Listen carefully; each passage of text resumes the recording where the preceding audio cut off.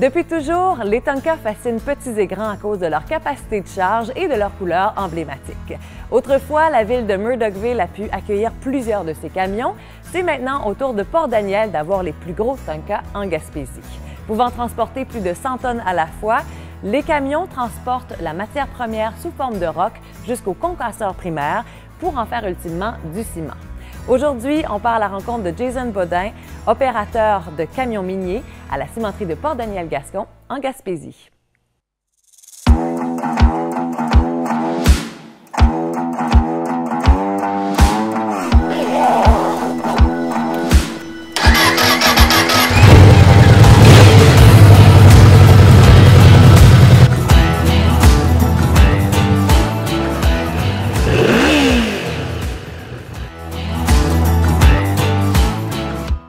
Salut! C'est Jason, j'imagine? Oui, c'est moi. Enchanté, moi c'est Stéphanie. Salut. Ça me fait bien plaisir que tu nous accueilles aujourd'hui. Moi, c'est Jason. J'ai 34 ans. Je suis papa d'un petit garçon de 1 mois et demi. Félicitations! Merci. Puis, je travaille comme opérateur d'équipement mobile à carrière de l'usine Méganis depuis près d'1 an. Cool! J'imagine?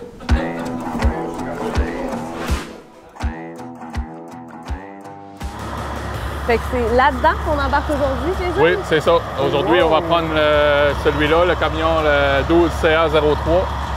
C'est un camion Caterpillar hors route. C'est un 2012. Puis c'est un moteur Caterpillar C32, 12 cylindres, de 1000 HP, 3500 livres de tonnes. Wow!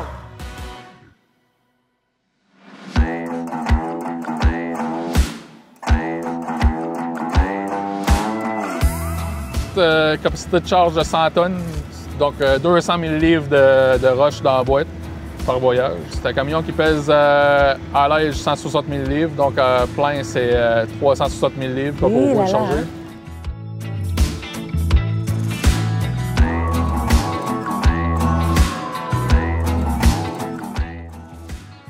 On va commencer par faire l'inspection. Ouais, bonne idée.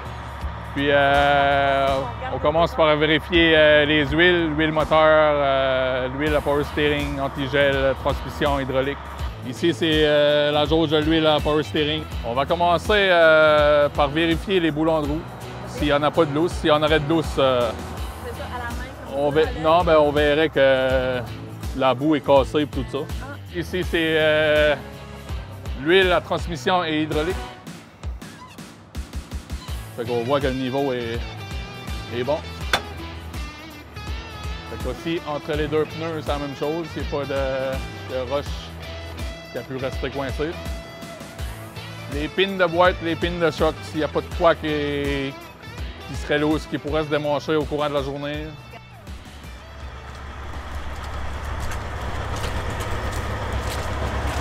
Je sais pas si je serais une grande aide là-dessus, je te laisse faire.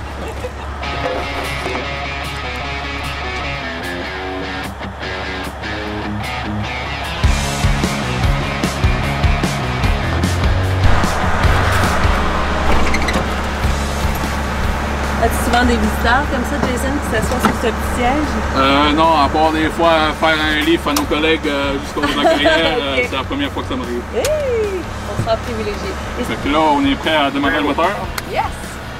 On est attendu, je pense. Bon, peut-être, mais ils sont patients. Fait que, on est parti. Avant de partir, il faut toujours signaler 2 coups de klaxon avant de sortir du stationnement. Attention tout le monde. C'est parti pour une belle journée.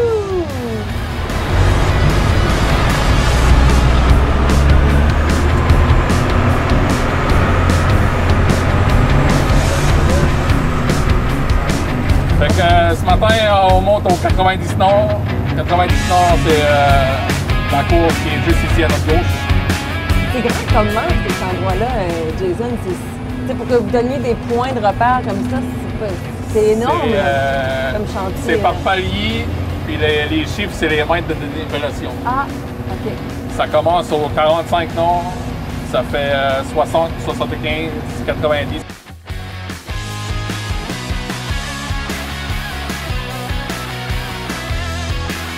Chaque chantier, comme le 90 sur 15, c'est différents matériels, c'est différentes teneurs. OK. Fait que le superviseur, lui, comme là, présentement, il fait prendre un camion au 60, puis 2 au 90 avec un demi-bucket de voyage spécial pour faire une recette avec ça.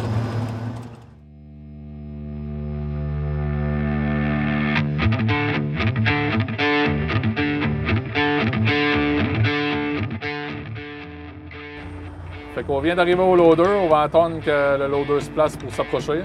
Il faut toujours qu'on arrive au loader de face pour que l'opérateur nous voit. Fait que on arrive le plus possible de face. Sur la production d'aujourd'hui, on a 2 loaders, 3 camions. Puis il y a un loader qui fait le stockpile, qui envoie le stockpile dans le compresseur primaire.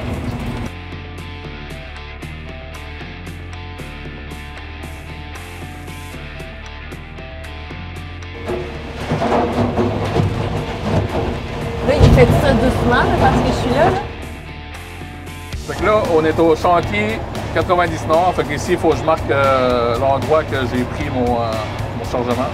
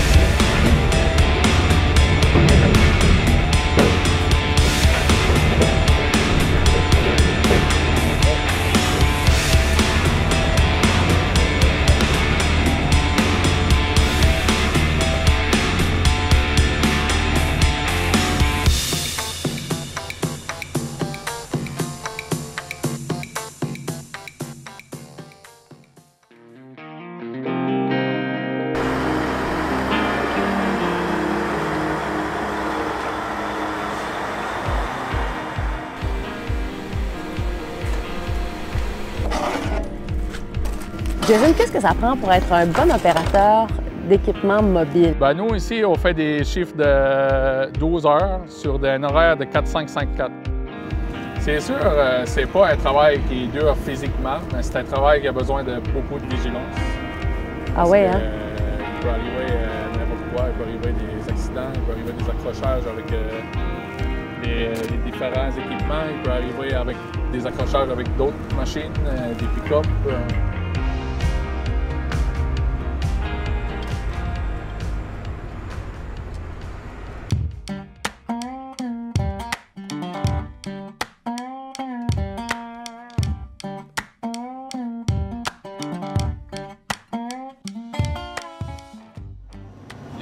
Il y a un marteau dans le concasseur. Ouais. Si jamais que, malgré la vigilance de l'opérateur de loader, il y a une trop grosse, il y a un marteau qui est pas sur une pelle, mais pratiquement la même chose qu'une pelle, c'est le bout. Puis c'est un opérateur qui va prendre le marteau puis casser la roche qui est trop grosse pour passer dans le trou. Ça, c'est bruyant. Ça, c'est bruyant, puis ça fait beaucoup de bruit à l'intérieur. Fait que là, on met des bouchons.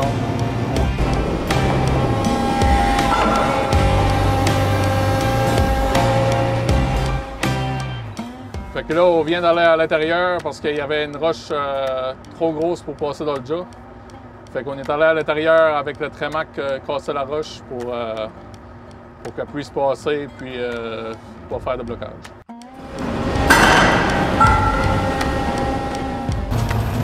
Ici, c'est toujours priorité chargée. Fait que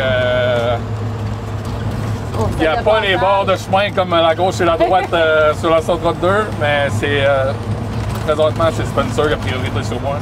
Fait que moi, je me tasse et je prends le côté plus rough un peu. On lui céder le passage. C'est ça. Ça va venir avec l'ancienneté. Ah ouais, okay. On conduit, ça arrive, là. On n'est pas tout le temps ces camions.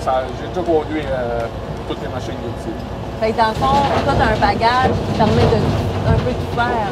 Oui, c'est ça. Le poste, c'est opérateur d'équipement mobile. Ça touche à quand même tous les équipements. Mais sauf que moi et Spencer, on est les deux derniers rentrés. Fait que c'est nous qui le plus souvent ces camions.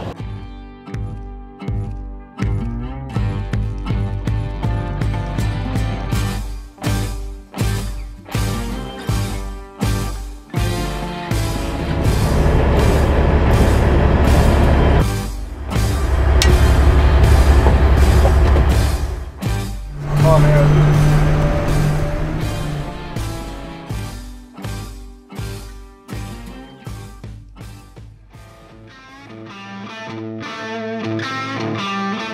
J'ai toujours adoré ça. C'était un rêve de petit garçon d'opérer des machines. Fait que j'opère des machines.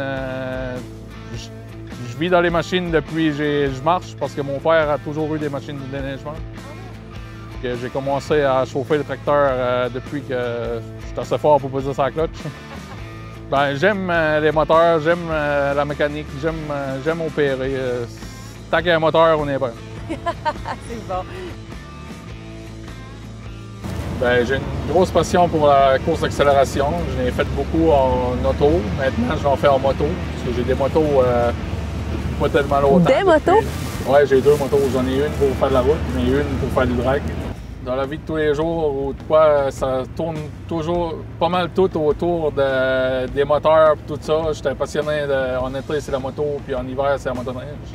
Donc, quand tu n'es pas en train de conduire pour le travail, ça se peut très bien qu'on te surprenne en train de conduire autre chose ailleurs, dans ton temps libre. Oui.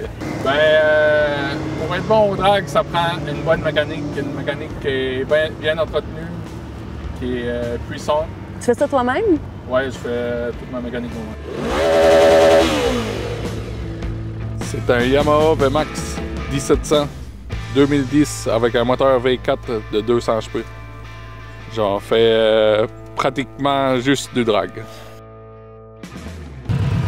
peux faire un petit start, on laisse faire des tours.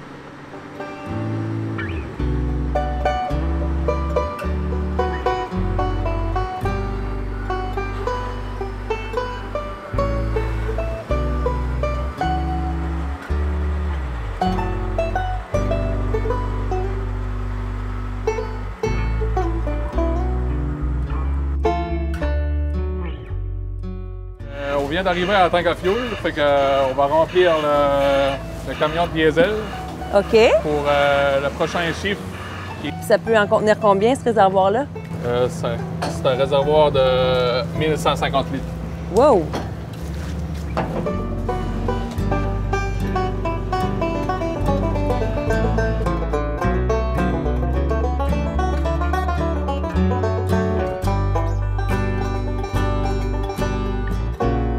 Jason, merci beaucoup pour cette belle journée-là. Ça a été franchement trippant de te suivre dans ta passion, dans ton métier. Merci beaucoup, Stéphanie, ça m'a fait plaisir.